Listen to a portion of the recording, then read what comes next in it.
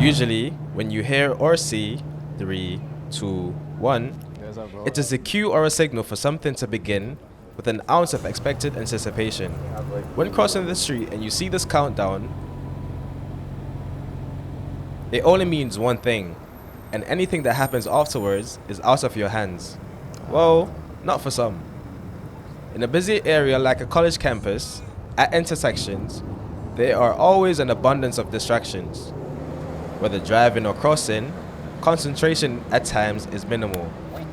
Speaking to some Syracuse University students, there is a common factor towards defiance of the different signs. People are in a rush to get to class. When I'm rushing to class. If I really have to get to class, if I have a test, maybe I'll just keep going. Isabella Irano, really a freshman often, at the but I guess university, it's dangerous. says the safety net of a college Same as, environment driving and where they should be texting. looked after is a contributing factor of distractions. College students just kind of assume that cars will stop for them because they're so used to kids being around.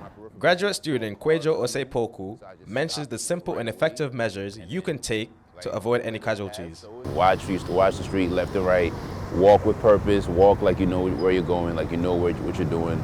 So then you reduce the risk of any accidents or you possibly getting hurt or dying as a result of being careless or someone else's carelessness. Jenna Parisi, a junior, mentions the one universal factor shared by most people that is applied to street crossing instances.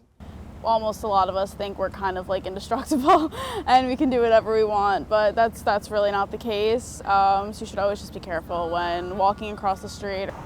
Shortly after, we witness an example ourselves.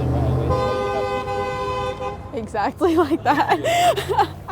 Crossing the street can be simple for some, but for others, full of distractions. You could look left or right, and even having a signal to go. Sometimes, that's not enough. Paying attention shouldn't only occur in the classroom, but for everyday scenarios such as these. And so, a message was left for people to follow. You don't know who's going to ignore that red light or blow a stop sign. Even with the phone in your hand, you still gotta look both ways and walk. The aspect of having distractions around us is the leading cause of close calls and accidents.